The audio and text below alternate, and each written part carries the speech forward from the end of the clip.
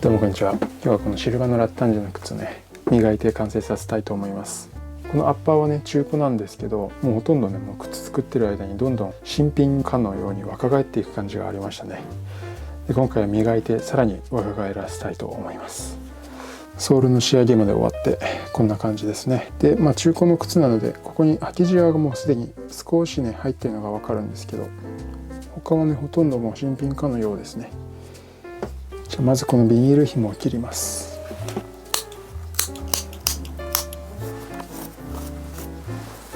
じゃあまずは汚れ落としからいきたいと思います。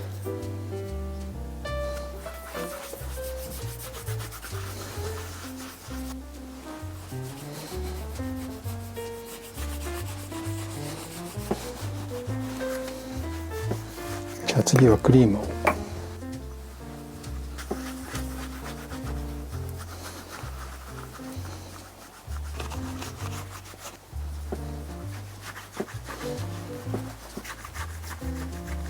この靴のアッパーは20年ぐらい前のアローズ別注のシルバノラッタンジなんですけど、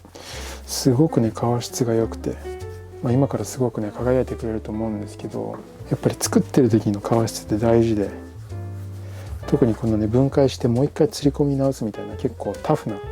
ことをやっても全然革がねちぎれたりしなくて、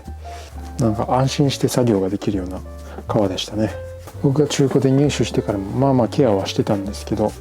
古い靴なんでねしっかりケアしていきます。じゃあブラッシングします。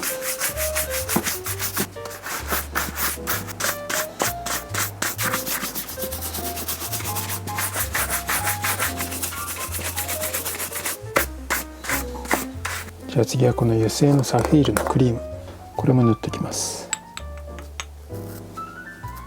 少しだけ取りました。全体的に薄く塗っていきます。このウェルトとアッパーの間にもしっかり塗っていきます。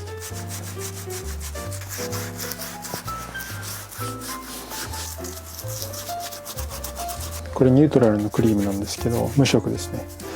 これもう最近はほとんど色付きのクリームを使うことがないですね。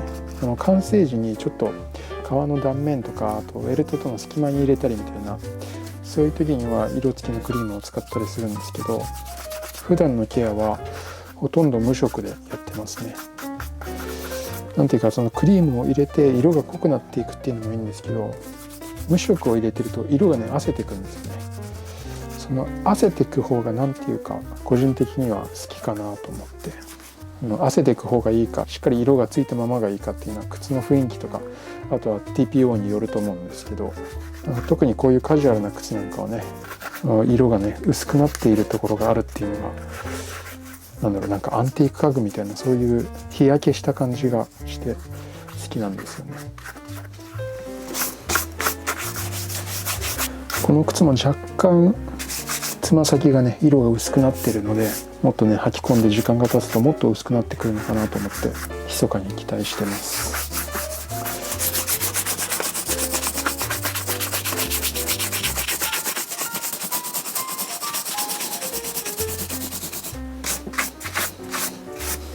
では次はワックスを塗っていきます。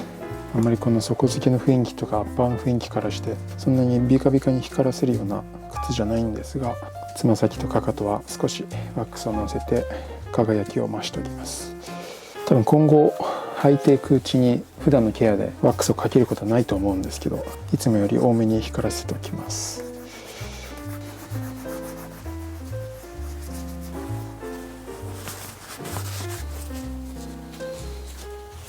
この赤い塗り生地に水を取って磨いていきます。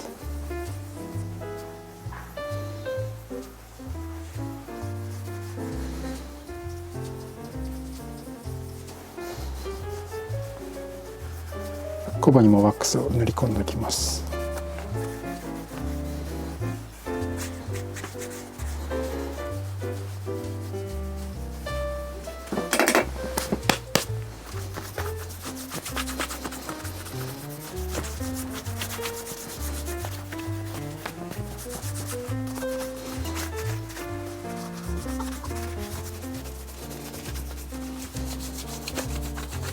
じゃあ木型を抜きます。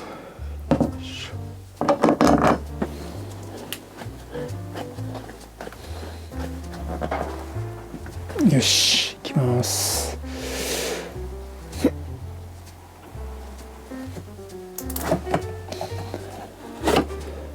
はい、抜けました。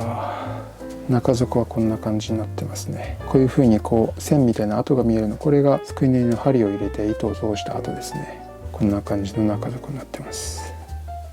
じゃあ中敷きを入れます。で、入れる中敷きはもともと入ってたやつですね。このラッタンジの中敷き元に戻したいと思います。で、今これね2枚になってるんですよね。裏の1枚はちょっといらないので剥がしちゃいます。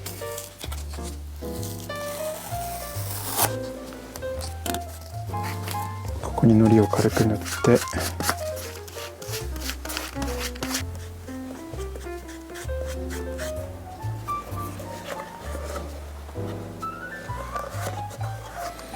はい、元に戻りましたね。なんかわかんないけど、なんかグッときますね。感慨深いな。じゃあ最後に靴紐を入れます。この靴紐ももともとついてたやつで色あせてたりするんですけど、それも含めてこの靴のいいところなんで、元あった靴紐を戻します。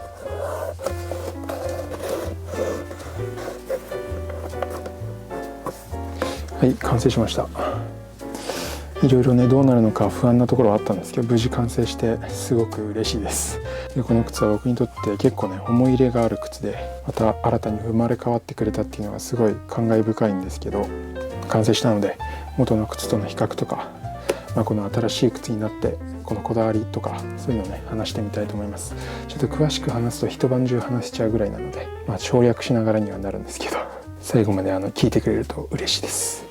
デザインはカントリースタイルなエプロンフロントダービーですね。イタリアのクラシックな靴でよく見かける定番デザインです。で、このアッパーはもともとシルバのラッタンジの靴として既製品として売られてたやつを分解して再利用しました。底付けがノルウィージャンウェルトですね。ここにウェルトが立ち上がって横にすくい縫いがこう見えてますね。で、このウェルトは L 字に折り曲がってソールがくっついてますね。ソールはこれは2層、ミッドソールとアウトソールのダブルソールになっています。さらにベルトはダブルウェルト、360度全周ベルトがくっついています。で、ソールはこんな感じのナチュラル仕上げですね。ほとんど装飾もないシンプルな仕上げになっています。全体的なデザインはそんな感じになってるんですけど、で、一応この靴は元の靴からの作り替えなので、元の靴のね部品を見ながらどういうところが変化したのか見てみたいと思います。まず中底、これはもう中に入っちゃってるので見えないんですけど、こんな感じの形状してましたね。ちなみにこの中底の形っていうのは型紙で作ってまして、これが新しく作った木型、これの中底の形なんですけど、元の靴と比較するとこういう感じですね。この内側の踏まず部分は結構えぐってあります。で、つま先がこんな感じで6ミリ、7ミリぐらい長いですかね。それと幅ですね。この中底もちょっと癖がついてるんで分かりにくいんですが、こうやって見た時若干ここでこの小指のあたりが少し新しく作った方が張り出してる感じがしますね。という感じで中底の形を見て分かるんですけど、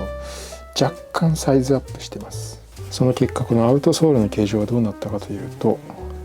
これもともとついてたアウトソールですね。これと比べるとこのヒールの部分を合わせます。そうするとこんな感じ。このつま先がかなり伸びてますね。かかとの部分はそんなに変わってないですね。全体的な形状はそんなに違いはないんですが、やっぱりここのつま先の伸びが顕著ですね。これはもともとさっきの中底が伸びてるっていうのもあるんですけど、このノルウィージャンウェルトで結構コバの張り出しが大きいので、その影響もあってソールが元のよりも大きくなっている感じがあります。それとウェルトですね。これがもともとついてたウェルトなんですけど、注目してほしいのはこのウェルトの色とこのギザ、目付けの雰囲気ですね。で、新しく作ったのがこれです。結構雰囲気いい感じに似てるんじゃないでしょうか。若干こっちの新しく作った方が色が濃いですけど、色の質感の感じとか目付けの感じとかは結構近い雰囲気出せたかと思います。ちなみに元々のソールの厚みを見ると、このミッドソールの厚みは 3mm ですね。で、実際こっちの靴でも 3mm のミッドソールを使いました。で、アウトソールの厚みちょっとね削れてないところがここなので、ちょっと切ってみます。土踏まず部分は地面に触れないので元々の厚みが残っているので、この部分をカットしてみるとこんな感じですね。ここの厚みが 4mm ですね。で今回新しく使ったソールは 5.5mm なので、ソール全体としては 1.5mm ぐらい厚くなってるっていうことですね。比較すべきところはねそんな感じですかね。やっぱり大きな違いはこのノルウィージャンウェルトっていうところですね。もともとハンドソンウェルトの靴だったんですけど、釣り込みしろとか、あとはすくい縫いの穴とかの関係でこう L 字になったウェルトを使うっていうのが都合が良かったので、もともとの靴とは違った底付け方法を選択しました。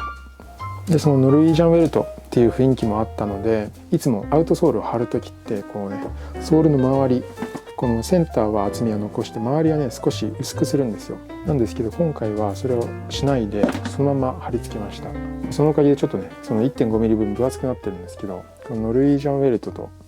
このダブルウェルト、こう全種膜っていうその雰囲気が少しね分厚めの底にいい感じに合ってるんじゃないかなと思ってます。で心配してたのはやっぱりその釣り込みの部分もそうなんですけど、このデザインのバランスですね。こう U が乗ってるデザインっていうのは新しい木型に釣り込むとバランスが崩れやすいんですけど、ちょっとこれ上から取った元々の靴と新しく作った靴なんですけど、ちょっとね新しく作った方 U のバランスが少し崩れてるんですが、許容範囲かなという気がしますね。こんな感じでパッと見全然違和感ないですよねと思います。ちょっと元々の靴に比べてこっちの外側の張り出しがあるので U が内側に寄ってる感じはするんですが、ギリギリセーフかな。このかかとの部分、かかとがねすごいね小さく見えるんですよ。この小さく見えるのは結構かかとをこう削り込んでるっていうのもあるんですけど、このねノルウィージャンウェルトのウェルトがこう L 字に立ち上がってきてるんで、その分見かけ上のかかとが小さく見えてるというだけで、実際中底は結構下の方にあるので、こうかかとの入る面積っていうのはちゃんと普通の靴と同じくらいあります。でこの靴は結構思い入れがあって、僕が1足目に作った靴、この靴なんですけど、全然デザインは違うんですけど、この革の雰囲気とか、あとねこのコバの感じ、この目付けをねしっかり入れる感じとかは、このラッタンジュみたいな雰囲気の靴が作りたいっていうのがあって、そう寄せるような感じで作ってたんですね。で以前友人に作ったこの靴、これも雰囲気似てるじゃないですか。これこれに寄せようと思ったわけじゃないんですけど、このシルバーのラッタンジュみたいな雰囲気の靴っていうのはイメージとしてあって作った感じなんですよね。なのでこの靴は中古で手に入れてからずっと憧れの靴、手に入れながら憧れの靴というか、こんな靴が作れるようになったらなっていう、そういう憧れの靴だったので、その憧れだった靴をばらしてこうやってね自分の足型に作り直せたっていうのが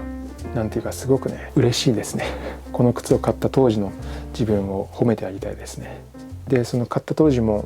やったついにこんなすごい靴を手に入れたっていう、そういう思い出が結構残ってて、で買った時はねもう写真撮りまくってたんですけど、買った当時の写真もこんな感じでもう本当に嬉しくて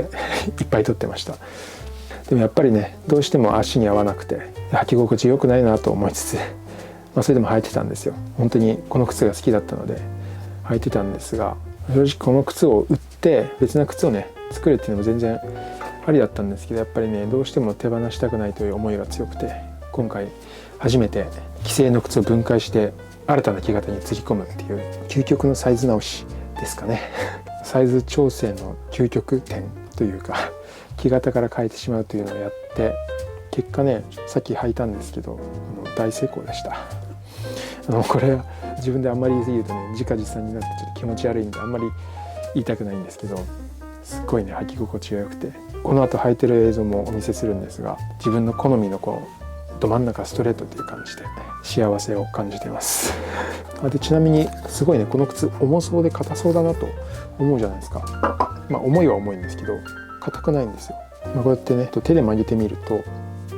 結構曲がるんですよね。で足にもしっかりフィットしてるので重さっていうのは全く感じないです。もちろんねシングルソールよりはもちろん重いし、こうソールも硬いんですが、最初の時点でこれだけ曲がれば歩いてるうちにねより馴染んできてより歩きやすくなると思いますね。というわけで話が止まらないんですが永遠に続いてしまうのでこの辺で切り上げたいと思います。はい、でこの靴の写真、完成の写真はまたインスタグラムにアップしますので、まだフォローしてない方はフォローしていただいて見てもらえると嬉しいです。でこの靴も作り始めから終わりまで一部始終を記録した動画を1本アップしますので、そちらの方もね見てくれると嬉しいですね。というわけでシルバノラッタンジの再生釣り込み直しをねやってみました。他にもやりたい靴があるのでまたこういうことをやるかもしれません。今後もねどんどん新しい靴作りやっていきますので、ぜひよろしくお願いします。じゃあまた次の動画でお会いしましょう。